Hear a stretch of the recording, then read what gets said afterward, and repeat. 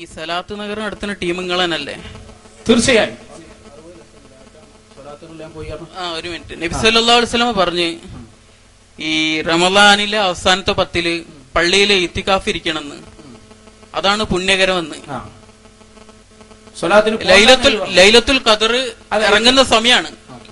ആ സമയത്താണ് ഒരു വയലിലോ മറ്റു സ്ഥലങ്ങളിലോ സ്റ്റേഡിയത്തിലോ ഇങ്ങനത്തെ ഓരോന്ന്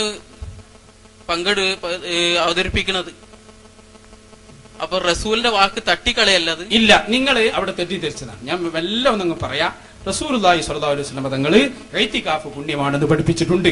അത് നിങ്ങൾ കണ്ടിട്ടുണ്ട്. അത് മാത്രമാണ് നിങ്ങൾ കണ്ടത്. പുണ്യോ? വളരെ വളരെ പുണ്യോ. അതെ, വളരെ ലൈലത്തുൽ ഖദർ പുണ്യം പോരെ.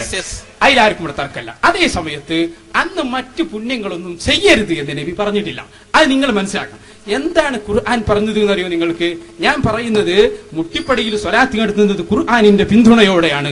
ഹനീഫ മൗലവിയോട് നമ്മൾ നന്ദിയിൽ വെച്ച് പറഞ്ഞിട്ട് മറുപടി പറഞ്ഞിട്ടില്ല. ഖുർആൻ എന്താണ് പറഞ്ഞതെന്നറിയോ നിങ്ങൾക്ക്? ഇന്നാ അൻസൽനാഹു ഫീ ലൈലത്തുൽ ഖദർ വമാ അദ്റാക മാ ലൈലത്തുൽ ഖദർ ലൈലത്തുൽ ഖദ്രി ഖൈറും മിൻ അൽഫി ശഹർ. എന്താണ് ആയത്തിന്റെ അർത്ഥം? ലൈലത്തുൽ ഖദ്രി ഖൈറും മിൻ അൽഫി ശഹർ. ലൈലത്തുൽ ഖദ്റിൽ ചെയ്യുന്ന ഏതൊക്കെ പുണ്യങ്ങളുണ്ടോ അതൊക്കെയും ഖൈറും മിൻ അൽഫി ശഹർ, ഒരു മാസം ചെയ്യുന്നതിന് 1000 മാസം ചെയ്യുന്നതിനേക്കാൾ പുണ്യമാണ്. അൽ അമലു സ്വാലിഹ് എന്നാണ് പണ്ഡിതന്മാർ അവിടെ വിശദീകരിച്ചത്.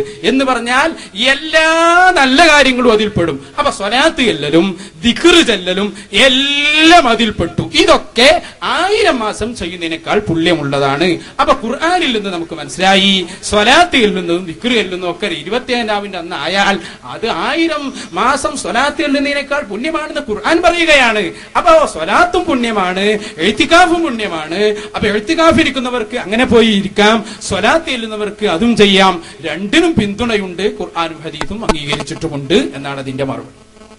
അപ്പൊ പഠിക്കാം. നിങ്ങളുടെ മൗലവിയോട് ചോദിക്കുക, ഇങ്ങനെ ഉണ്ടോ ലൈലത്തുൽ ഖദ്രി ഖൈറും മിൻ അൽഫി ശഹർ? ചോദിക്കണം.